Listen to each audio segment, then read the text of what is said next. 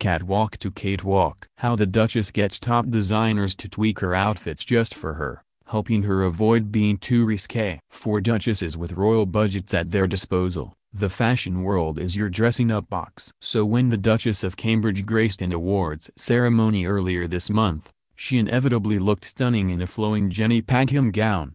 Yet eagle-eyed fashion insiders spotted something striking about her look. No, not the fact that she had worn the same teal chiffon 6 years ago to a concert at the Royal Albert Hall. Rather, it was yet another example of the clever way that Kate's dresses are adapted from the catwalk to make them suitable for a future queen. The original Jenny Packham, for example, features chiffon panels that plunge from the shoulders to join at the waist, with a sexy lace bodice on show. In Kate's version, the chiffon panels meet much higher up for a primer neckline, with only a hint of lace at the bust. While Kate patronizes some of Britain's leading designers, edgy clothes that catch the eye on the catwalk rarely meet the exacting standards of the royal dress code.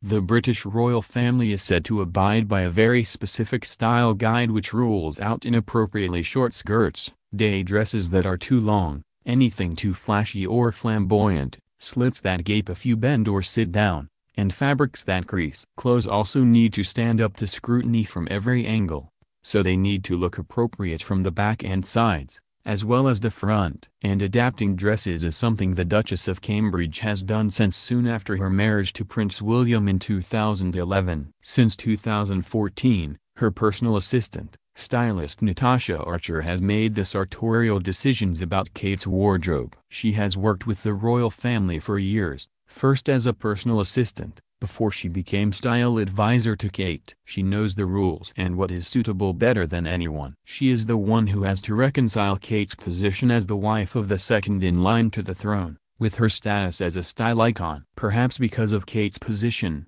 unlike Meghan's team, she doesn't push fashion boundaries. As catwalk shows work almost a year ahead of production, Natasha will look through the season ahead, choosing styles/prints/patterns that are suitable, then discuss with Kate before designers are contacted.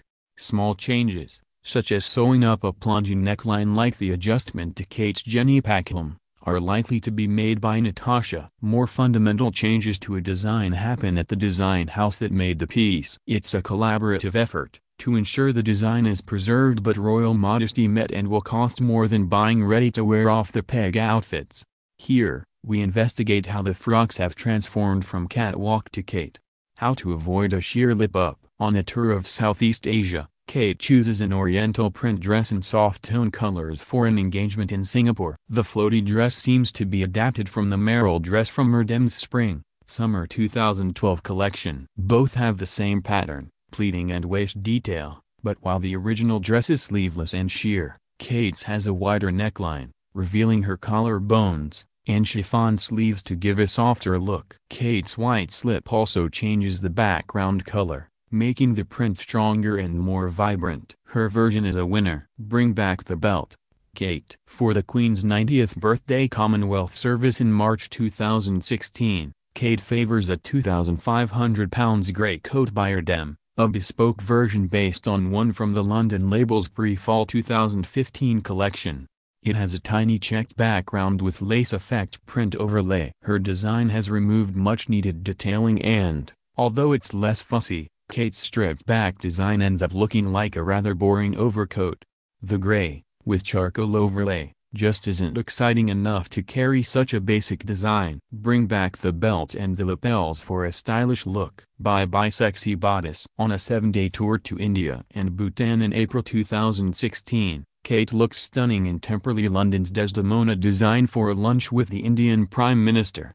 The jade dress is 100% cotton, with a high neck, fitted waist, fluted hem and cotton voile pleats. But the original has a bodice that's predominantly sheer, far too risque for Kate.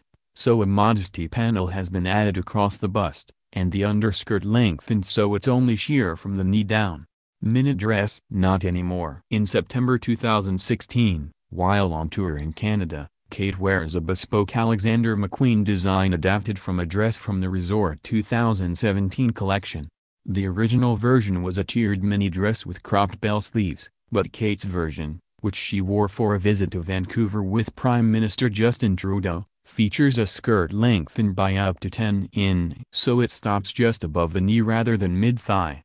Voluminous tiered sleeves are replaced by full-length ones, finished with white cuffs. This safer, more sophisticated choice gives the Duchess a much smarter and more businesslike silhouette. When lacy is far from racy. For last week's Tusk Conservation Awards, Kate chooses a Jenny Packham gown she first wore to the Royal Albert Hall in May 2012. The teal gown features an embellished belt and a plunging neckline, but it's not as daring as the Catwalk version. Compared to the original, Kate's is much more conservative, and a much more striking color. It has been stitched up to give a peekaboo of detail rather than a full lace bodice. No knees please, I'm royal. Heavily pregnant and hosting the Commonwealth Fashion Exchange reception at Buckingham Palace in February, Kate's redesign of her Dame pure lace dress is lengthened to mid-calf, the length to be seen in this season. The original is far too short for a future queen. Daring cutout vanishes. For her first engagement after her latest maternity leave, Kate chooses grey tweederdam for the launch of a photography exhibition at London's V&A Museum in October. The Catwalk version includes a risque cutaway detail in the designer Spring/Summer 18 collection. Kate's has the keyhole detail removed and a plum belt added, ensuring her midriff is covered up. Game sit and match. In July 2016, Kate Middleton watched Andy Murray win the men's final at Wimbledon wearing another Alexander McQueen dress. The original design is far too short for a royal to sit in. Kate's version falls to below the knee,